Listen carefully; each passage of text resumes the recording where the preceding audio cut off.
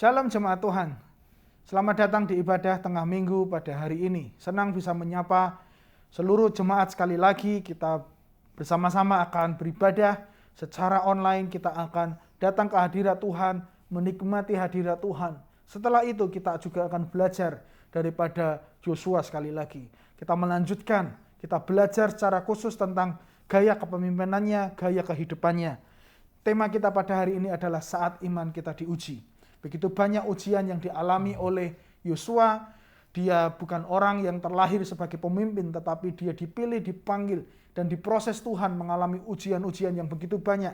Sehingga pada akhirnya dia keluar sebagai orang yang tahan uji dalam imannya. Kita akan memuji Tuhan bersama-sama. Tim pujian akan memimpin kita. Setelah itu kita akan belajar dari firman Tuhan. Mari kita berdoa untuk membuka ibadah ini. Terima kasih ketika hari ini kami bisa berjumpa kembali Tuhan dalam secara virtual, Tuhan secara online. Semua kebaikan-Mu, kasih setiamu, kesetiaan-Mu masih ada buat kami semua. Biarlah setiap firman yang kami pelajari dapat jatuh di hati kami, dapat bertumbuh dan berbuah. Sehingga orang-orang di sekitar kami dapat menikmati Injil itu melalui kami dan mereka dapat melihat kepada Tuhan. Terima kasih ya Bapak, kami buka ibadah ini di dalam nama Yesus. Haleluya.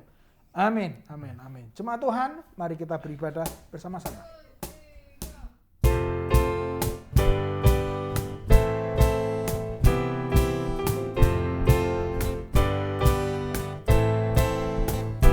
Kasih yang begitu besar, lebih kuat dari dosa. Kasih yang menemukanku, selamatkan dan pulihkanku. Ku naikkan syukurku, ku tak akan berhenti memuji, meninggikan nama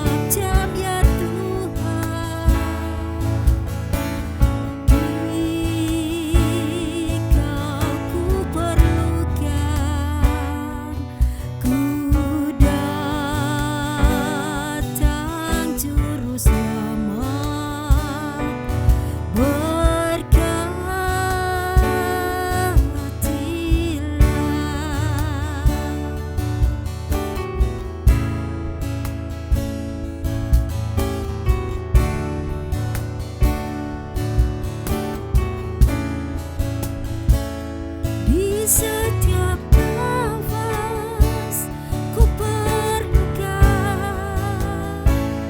di setiap langkah ku perlukan,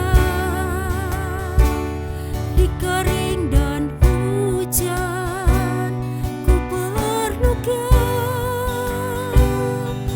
Yesus, Kau yang ku perlu, di setiap nafas, di setiap nafas ku perlukan,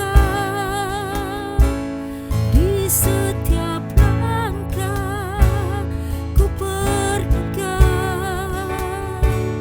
di kering dan hujan ku perlukan. Yesus, Kau yang ku perlu. Yesus, Kau yang ku perlu. Yesus, Kau yang ku perlu.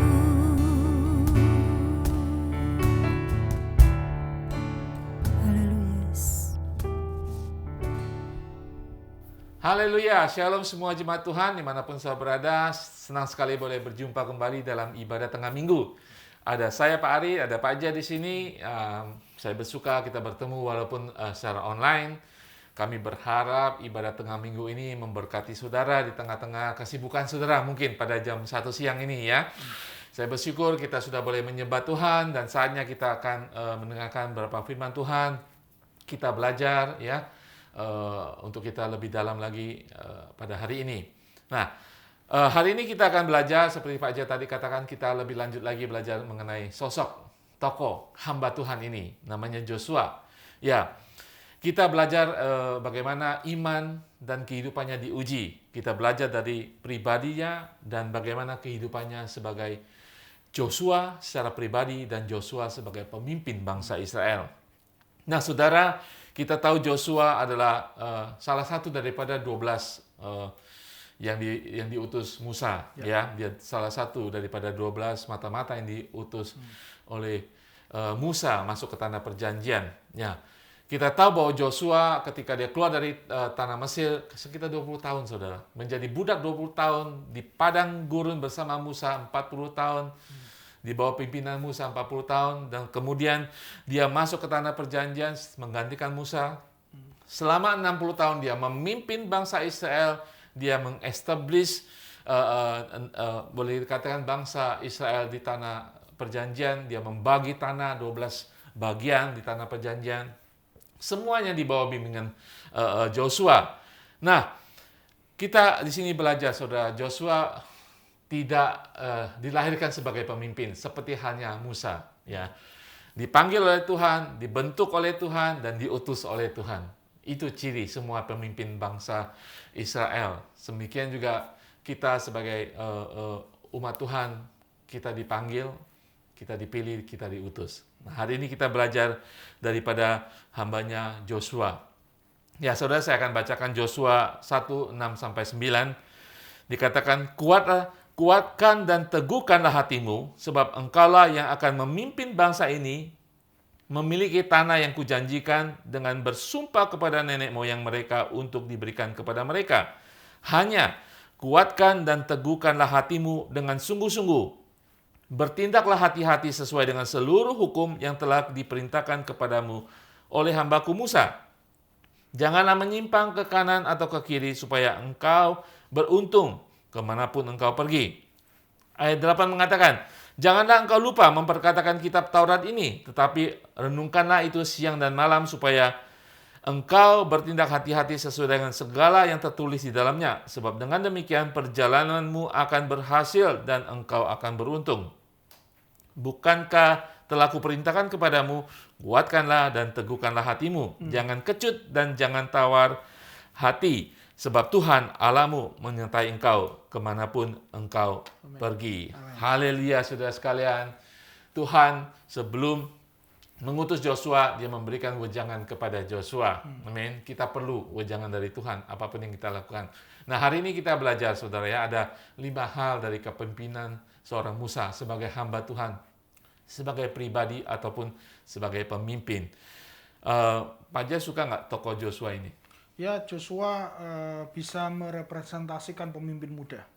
Karena dia, ya seperti Pak Ari tadi sudah singgung, dia dipilih, dia bukan terlahir untuk menjadi pemimpin, Ya. dia menggantikan. Jadi dia orang muda yang bisa mewakili para pemimpin-pemimpin muda. Artinya mereka yang tidak memiliki pengalaman, dan tidak punya kemampuan banyak, tapi ditentukan Tuhan untuk menjadi pemimpin. Iya, betul sekali kata Pak Jaya. Ya, kadang-kadang kita mau sekolah ini, sekolah itu, pengalaman ini, pengalaman itu, Tuhan bisa mendidik kita, Tuhan bisa membentuk kita untuk menjadi pemimpin.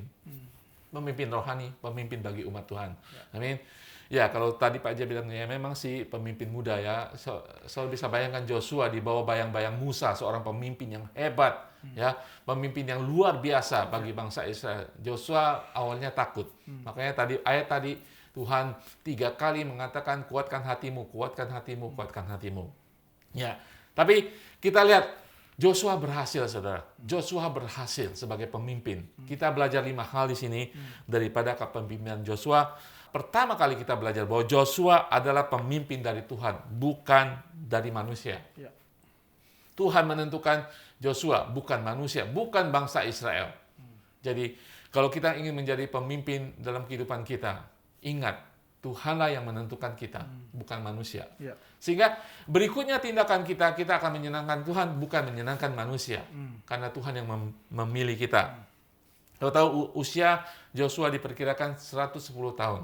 Ya, tadi saya sudah katakan, sebagian besar hidup Joshua dididik oleh Tuhan, sama halnya Musa 40 tahun, dididik oleh Tuhan menjadi pemimpin ketika umur 80 tahun. Demikian Joshua. Tidak, kita belajar pertama dari kepemimpinan dari Tuhan, tidak berasal manusia, tidak mengenal usia. Berapapun usia saudara, ketika Tuhan memilih saudara menjadi pemimpin, saudara akan menjadi pemimpin. Amin. Ya, jadi sekali lagi Pak Jaya ya, usia kita sudah tua sekalipun, Tuhan bisa menjadikan kita pemimpin. Jadi sampai kita selesai dikatakan Tuhan, sampai kembali ke rumah Tuhan, Tuhan bisa memakai kita kapan saja. Yang pertama kita belajar dari Musa ini, dari Joshua ini, kita harus utamakan Tuhan supaya kita berhasil. Mengikuti Tuhan dengan sepenuh hati supaya kita berhasil sebagai seorang pemimpin. Nah, nanti Pak Jaya akan bahas yang berikutnya. Secara singkat, Joshua adalah pemimpin yang bisa diandalkan. Yang bertanggung jawab ketika disuruh Musa, dia bertanggung jawab, saudara ingat ketika dia harus melaporkan hasil daripada mata-mata dia melaporkan apa adanya sesuai dengan kebenaran. Dia melaporkan bahwa tanah perjanjian yang diberikan Tuhan itu adalah tanah yang luar biasa. Dia bisa diandalkan, dia siap sedia. Dan kedua, Joshua adalah pemimpin yang beriman. Dia tahu apapun hasilnya, apapun yang kemenangan bangsa Israel itu berasal dari Tuhan semata-mata. Dia tidak bisa membanggakan dirinya sendiri. Dan dia adalah pemimpin yang rendah hati. Amin, saudara. Joshua bisa, saudara. Saudara dan kita semua bisa kalau kita sungguh mengandalkan Tuhan untuk menjadi pemimpin hamba Tuhan. Amin. Silakan Pak Jaya berikutnya. Ya, Joshua. yang kedua yang dapat kita pelajari dari Yosua adalah dia orang yang memiliki pendirian yang teguh. Pendiriannya teguh, tidak seperti Petrus yang terombang-ambing, yang terpengaruh oleh situasi. Yosua adalah orang yang memiliki kepribadian yang kuat. Artinya dia tidak terbawa oleh arus, dia tidak mudah emosi, dia tahu apa yang menjadi pilihan. Percaya kepada Tuhan, dia tidak terpengaruh terhadap apa yang dikatakan 10 mata-mata yang lain. Dia tetap mengatakan kebenaran, dia mengatakan optimisme yang daripada Tuhan. Joshua adalah orang yang teguh, seperti juga dikatakan di ayat yang ke-6 di pasal 1 tadi, kuatkan dan teguhkanlah hatimu, sebab engkaulah yang akan memimpin bangsa ini, dan seterusnya. Ayat 7 juga dikatakan, hanya kuatkan dan teguhkanlah hatimu. Memang ini adalah sebuah ayat untuk memperkuat atau mengingatkan atau mengajarkan. Tetapi sesungguhnya Keteguhan itu sudah ada di dalam dirinya. Keteguhan itu hanya perlu dibangkitkan kembali. Keteguhan itu perlu diingatkan kembali. Engkau sesungguhnya punya keteguhan hati. Maka dari itu tetaplah teguh. Itu maksudnya dari perkataan itu.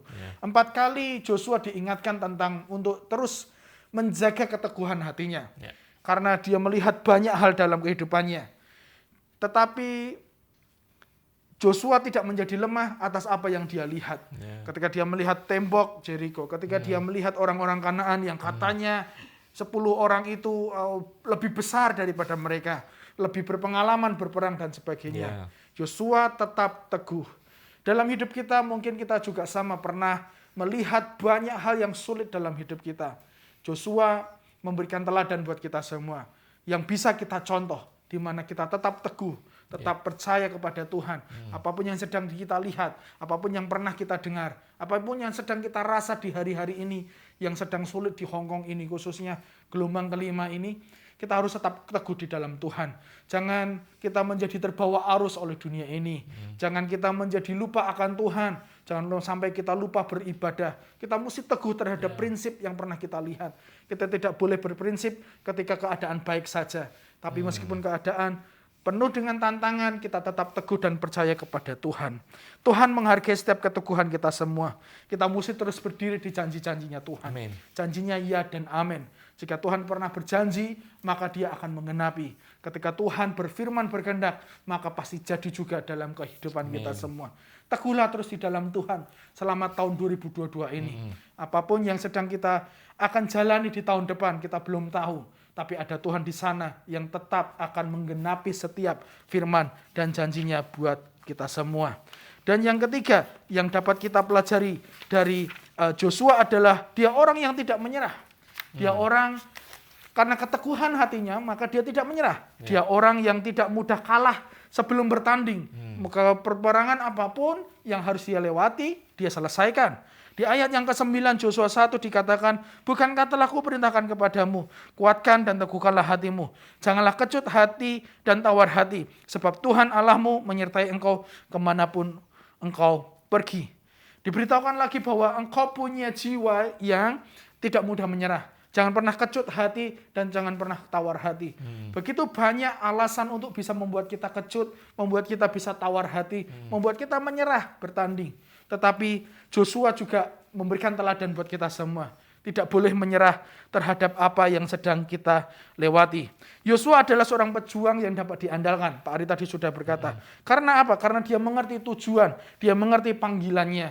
Dia tahu bahwa dia akan menduduki tanah perjanjian. Dia tahu bahwa dia dipanggil untuk membawa sekelompok bangsa yang besar ini masuk kepada penggenapan janji Tuhan. Alih-alih berfokus pada apa yang dilihat yang dilihat oleh matanya, tetapi ia tetap berfokus kepada Tuhan. Dia tidak terganggu terhadap apa yang dia lihat, tetapi dia tetap melihat kepada Tuhan dan dia terus mendorong maju masuk sampai semuanya itu selesai.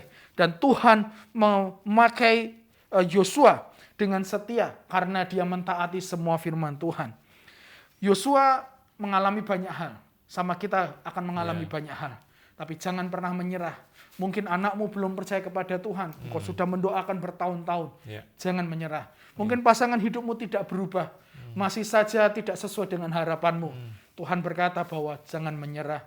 Atau engkau berkata bahwa majikanku tidak berubah juga. Masih saja berlaku tidak adil dan sebagainya.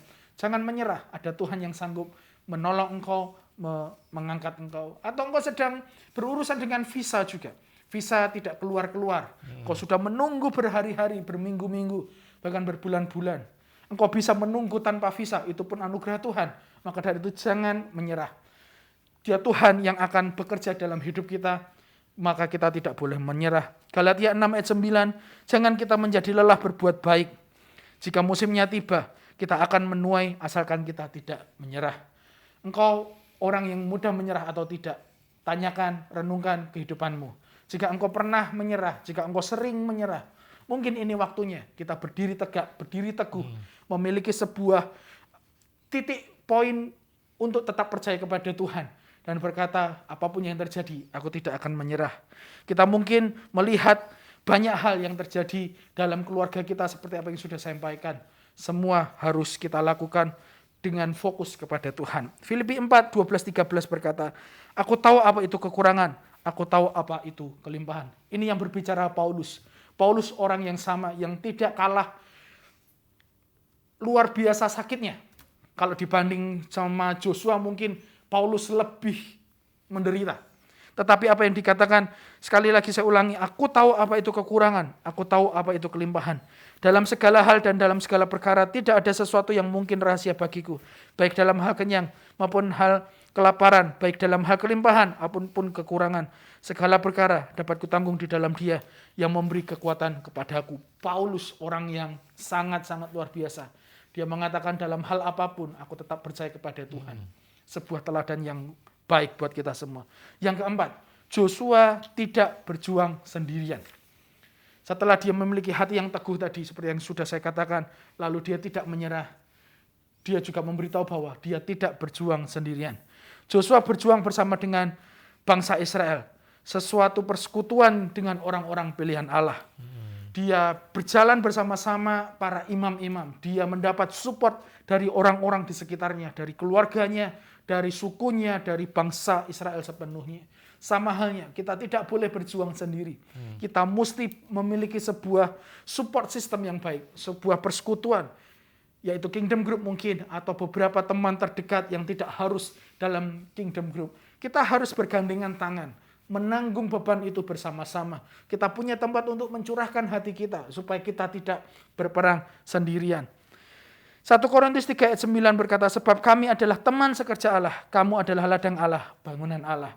Kalaupun tidak ada teman untuk berbagi, ada Bapa di surga, ada Yesus, ada Roh Kudus yang akan menjadi penolong buat kita semua, menjalani kehidupan kita, sehingga kita tidak berjuang sendirian.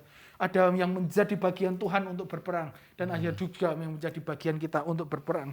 Galatia 6 ayat 2, bertolong-tolonganlah menanggung bebanmu, demikianlah kamu memenuhi hukum Kristus. Mari kita memiliki sebuah kepekaan. Adakah di sekitar kita, teman kita, dalam satu Kingdom Group, atau dalam gereja yang tidak lama datang, atau tidak merespon terhadap segala sesuatu. Mari kita hadir untuk menolong mereka, supaya sesuatu yang berat itu menjadi lebih ringan. Sesuatu yang sulit itu menjadi lebih mudah, karena kita bergandengan tangan, bertolong-tolongan satu dengan yang lain. Iya, menarik sekali dalam kehidupan Joshua ini, Pak Jer ya. Ya. Kita tahu dia adalah seorang pemimpin yang sudah ditentukan Tuhan, panggilan Tuhan, dan dia taat kepada Tuhan. Dia tidak pernah menyerah dalam kehidupannya. Dia tahu bahwa perjuangannya adalah suatu perjuangan bersama. Tidak pernah ada umat Kristen yang berjuang sendiri. Ya, kita tahu Tuhan beserta kita, ada anggota tubuh Kristus lain yang bersama kita. Ya. Nah, semua ini tadi kita belajar 4 hal dari Joshua. Yang terakhir ini sangat penting sekali, saudara. Itu yang akan menentukan Joshua berhasil. Ya, dalam firman Tuhan kita baca tadi sungguh luar biasa. Yang kelima saya ingin katakan, Joshua adalah pribadi yang setia akan firman Tuhan. Amen. Rahasia kesuksesan sebagai pemimpin, rahasia kesuksesan sebagai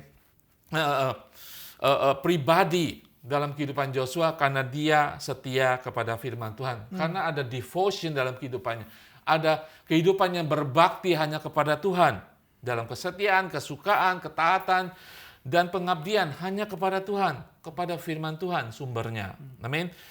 Saya bacakan lagi Joshua 1, 7, dan 8. Saya akan tahu mengapa Joshua berhasil, karena dia setia kepada firman Tuhan. Tuhan menetapkan dari semula. Ayat 7 mengatakan, hanya kuatkan dan teguhkan hatimu dengan sungguh-sungguh. Bertindaklah hati-hati sesuai dengan seluruh hukum yang telah kuperintahkan kepadamu oleh hambaku Musa. Janganlah menyimpang ke kanan atau ke kiri, supaya engkau beruntung atau sukses, dan kemanapun engkau pergi. Ayat 8, janganlah engkau lupa memperkatakan kitab Taurat ini, tetapi renungkan itu siang dan malam. Haleluya, saudara. Joshua tahu dia merenungkan firman Tuhan, sehingga dia tidak ke kiri dan ke kanan dalam perjalanannya. Ketika dia memimpin, dia tahu arahnya, dia terang pikirannya, hatinya, sehingga dia bertindak hati-hati dan tidak menjadi tersesat. Itulah keberhasilan sesuai dengan firman Tuhan dan apa yang terjadi dalam kehidupan Joshua. Saudara tahu buktinya apa, saudara? Joshua suatu saat ketika dia berperang di pasal ke-10, dicatat dalam firman Tuhan, pernah ada satu hari di mana matahari, hari itu adalah hari terpanjang, saudara. Di mana matahari itu tetap dan tidak bergerak ke ufuk barat. Ketika Joshua memerintahkan matahari tetap di sana, sehingga peperangan itu bisa berhasil bagi bangsa Israel. Saudara, orang semacam apa bisa memberhentikan matahari? Kalau tidak dia bergaul akrab dengan Tuhan, sehingga dia bisa memerintahkan matahari. Orang yang bergaul dengan akrab dengan Tuhan, dia mengerti akan hati Tuhan, dia mengerti akan firman Tuhan, dia seperti teman akrab, punya otoritas yang sama, dia memerintahkan matahari berhenti. Karena Joshua adalah setia, taat kepada firman Tuhan. Taat akan firman Tuhan ini berbicara bagaimana membicarakan seperti tadi katakan, merenungkan dan mentaati sepenuh hati. Firman Tuhan itu seperti darah dalam kehidupan Joshua. Dia tidak pernah kemana-mana, sehingga jalannya pun lurus, saudara. Saudara, Mazmur 1 ayat 23 mengatakan, tetapi yang kesukaannya ialah Taurat Tuhan, dan yang merenungkan Taurat itu siang dan malam. Ia seperti pohon yang ditanam di tepi aliran air, yang menghasilkan buahnya pada musimnya, dan yang tidak layu daunnya. Apa saja yang diperbuatnya berhasil. Sama hanya Joshua. Dia taat, setia, merenungkan firman Tuhan, dia berhasil. Firman Tuhan katakan sukses apa yang dilakukannya. Firman Tuhan masih melengkapi apa yang kebenaran terjadi dalam kehidupan Joshua. Amin, saudara. Sebagai pemimpin, sebagai umat Tuhan, kita harus setia dan taat kepada firman Tuhan. Sebelum kita closing, mungkin Pak Jaraka ada tambahan sedikit. Ya, Yosua adalah orang yang suka bergaul karib dengan Tuhan. Ya. Dia bersama dengan Kaleb dikenal sebagai orang yang tidak pernah hidup sendiri atau meninggalkan Tuhan. Kita juga tidak pernah melihat catatan dalam Alkitab dia melakukan kesalahan. Dia orang yang mungkin hampir sempurna, tanda kutip. Itu semua bisa terjadi karena dia berjalan bersama dengan Tuhan. Dia tahu isi hati Tuhan, dia mencurahkan seluruh hatinya isi kepada Tuhan. Dia menghadapi segala sesuatu dengan Tuhan. Itu saja mudah apa yang dapat kita pelajari daripada Joshua. Ya, dan kita kesuksesannya terbukti daripada kitab Joshua ini kita bisa baca. Di akhir daripada kitab Joshua 24, sampai Joshua masih setia ketika dia akan meninggalkan bangsa Israel. Dia tahu waktunya sudah habis. Dia memberikan suatu perintah yang luar biasa. Dia menantang bangsa Israel, tantang buat kita semua ini. Dia katakan, saya dan seisi keluarga saya akan beribadah kepada Tuhan. Bagaimana dengan kalian? Bagaimana dengan saudara saya? Kita harus setia sampai akhir. Taat sampai akhir, segenap firman dan kehendak Tuhan. Kita lihat keberhasilan Joshua, Jericho, tembok-tembok, permasalahan bangsa Israel ketika menduduki tanah perjanjian, dia lewati. Di bawah kepemimpinan dia. Dia mengalami banyak mujizat Tuhan karena dia bergaul akrab dengan Tuhan. Saya percaya dari tahun 2022 ini, mari kita belajar daripada Joshua. Amin. Kita tahu bahwa kita dipilih Tuhan, diutus oleh Tuhan. Kita tidak pernah akan menyerah apapun yang ada dalam kehidupan kita. Dan kita harus tetap teguh dan kuatkan hidup kita. Dan tetap taat kepada firman Tuhan, merenungkan siang dan malam. Sehingga saudara dan kita semua akan berhasil. Berhasil di mata Tuhan. Amin. Bukan berhasil di mata manusia. Berhasil di mata Tuhan akan merupakan keberhasilan bahkan di mata dunia. Keberhasilan di mata manusia belum tentu berhasil di mata Tuhan. Amin. Hanya melalui firman Tuhan akan memberikan kita kesuksesan dan keberhasilan. Saya tutup di dalam Joshua 23 ayat 6-8 mengatakan, Joshua mengatakan kepada bangsa Israel dan kepada saudara dan saya, kuatkanlah benar-benar hatimu dalam memelihara dan melakukan segala yang tertulis dalam kitab hukum Musa, supaya kamu jangan menyimpang ke kanan dan ke kiri, dan supaya kamu jangan bergaul dengan bangsa-bangsa yang masih tinggal di antaramu itu, serta mengakui nama Allah mereka dan bersumpah demi nama itu. Dan beribadahlah dan bersujud menyembah kepada mereka. Tetapi kamu harus berpaut kepada Tuhan Allahmu, seperti yang kamu lakukan sampai sekarang. Tetap setia kepada Tuhan. Amin. Haleluya. Silakan Pak Jaya, kita tutup dalam doa. Mengucap syukur Tuhan, kami telah belajar banyak hal daripada anak-Mu yang telah Engkau pakai, Yosua Tuhan. Biarlah kami juga dapat melakukan apa yang sudah Ia teladani. Kami menjadi orang-orang yang suka bergaul dengan Tuhan, berjalan bersama dengan Tuhan. Tuhan, mampukan kami supaya sepanjang tahun ini ketika iman kami diuji, kami tidak menjadi lemah, kami tidak menjadi menjauh daripada Engkau. Malahan kami semakin melekat dengan Engkau ya Tuhan. Tolong kami semua di dalam nama Yesus. Terima kasih buat firman-Mu. Amin.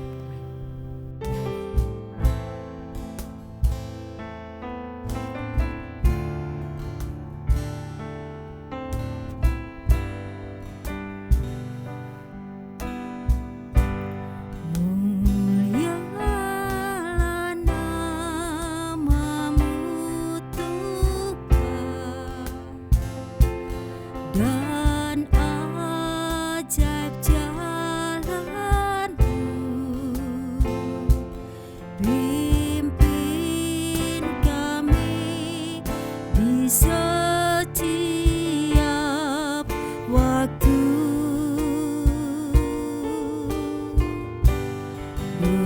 Besar setiap-Mu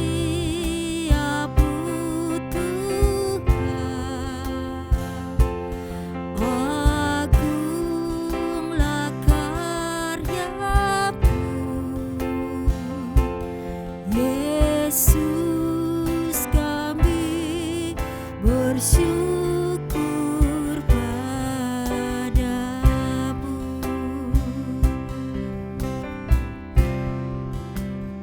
Ajar kami Tuhan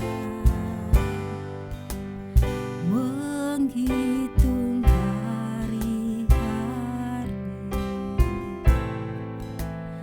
agar kami beroleh hati bijaksana.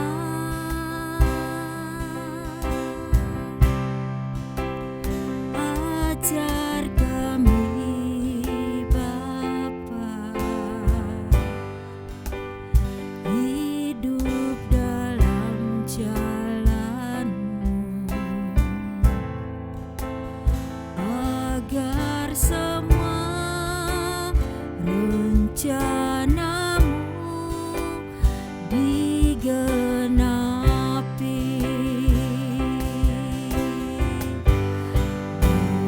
Mulialah nama-Mu Tuhan,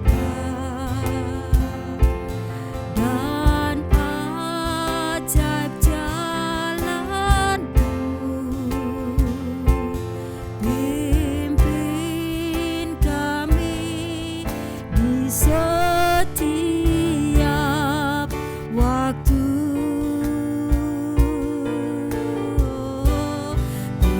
Besar setiap-Mu Tuhan, agunglah karya-Mu.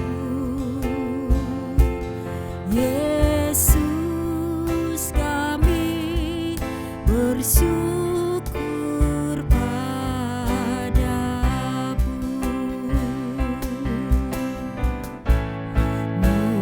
Mulialah nama-Mu Tuhan, dan ajaib jalan-Mu. Pimpin kami di setiap waktu.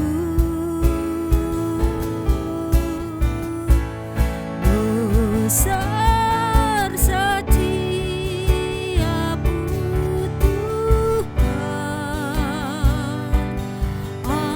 agunglah karya-Mu.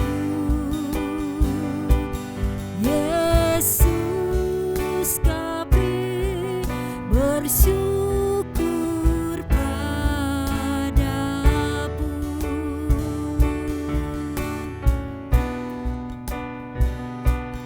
Yesus, kami bersyukur padamu.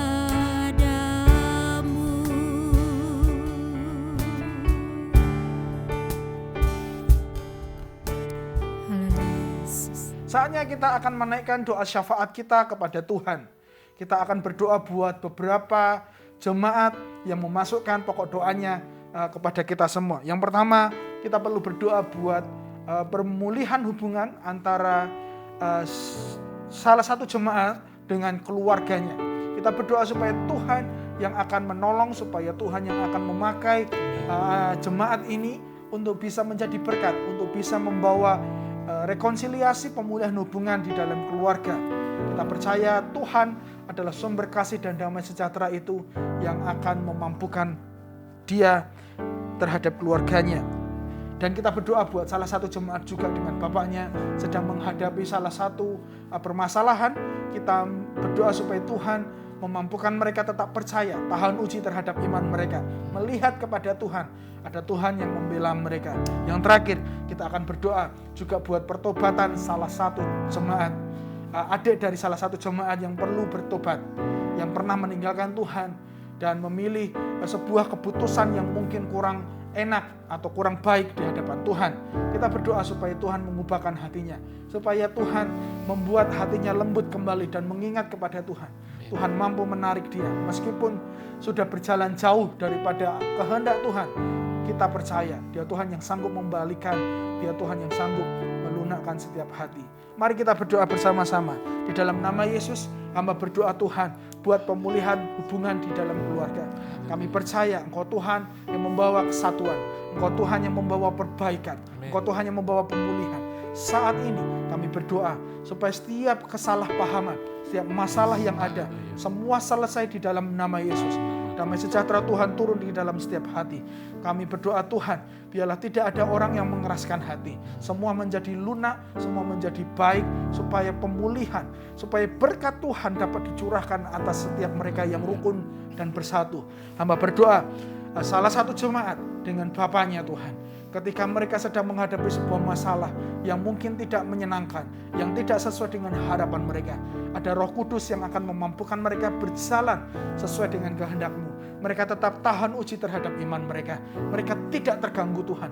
Malahan melalui ini mereka menjadi lebih dewasa di dalam Engkau. Mereka menjadi lebih kuat di dalam iman mereka. Pengharapan mereka tetap kokoh, bahkan lebih kokoh daripada sebelumnya. Tolong keluarga ini juga di dalam nama Yesus. Hamba berdoa jika ada salah satu adik dari jemaat Tuhan yang mungkin meninggalkan Engkau, mengambil sebuah keputusan yang kurang baik, Tuhan kami mohon tarik anak ini dalam nama Yesus. Ambil fokusnya kembali Tuhan. Alihkan fokusnya kembali kepada Engkau dalam nama Yesus. Setiap kuasa si jahat yang mencoba untuk membuat dia jauh daripada Tuhan, kami patahkan dalam nama Yesus. Supaya kehendak Tuhan tetap terjadi bagi anak ini. Pertobatan turun atas keluarga ini. Dan nama Tuhan dimuliakan atas kehidupan mereka. Kami berdoa buat seluruh umat-Mu yang mungkin sakit pada saat ini. Bagian tubuh manapun yang sakit, kesembuhan turun atas-Mu. Tuhan sembuhkan engkau dalam nama Yesus. Tuhan yang akan buat engkau baik kembali, pulih kembali. Semua bagian tubuh yang sakit akan menjadi normal dalam nama Yesus. Kami berdoa juga Tuhan, supaya seluruh jemaat-Mu dalam perlindungan Tuhan. Di tengah perkembangan COVID-19 ini Tuhan, di gelombang yang kelima di Hong Kong ini, kami semua tetap baik, tetap sehat dalam nama Yesus. Terima kasih ya Bapak, ini doa kami semua. Kami sudah melakukan rangkaian ibadah kami. Kau berkati setiap aktivitas kami setelah ini. Di dalam nama Yesus, amin. Haleluya, saudara sekali, dimanapun saudara berada, posisi apapun, mari saudara boleh mengangkat tangan saudara sejenak untuk menerima berkat Tuhan. Amin. Inilah firman Tuhan yang memberkati bangsa Israel. Saat ini perkataan Tuhan sedia akan memberkati kita semuanya. Tuhan memberkati engkau dan melindungi engkau. Tuhan menyinari engkau dengan wajahnya dan memberi engkau kasih karunia. Dan Tuhan menghadapkan wajahnya kepadamu, memberi engkau damai sejahtera. Haleluya, kami terima di dalam nama Tuhan Yesus segala hormat dan puji. Kami kembalikan kepada Engkau Bapa, kepada Engkau Yesus Tuhan dan Juru Selamat kami, dan kepada Allah Roh Kudus yang hidup dalam kehidupan kami. Haleluya, amin, amin. Haleluya, saudara sekalian, Tuhan Yesus berkati. Sampai jumpa minggu depan. Tetap waspada, tetap hati-hati, tetap merindukan Tuhan. Amin.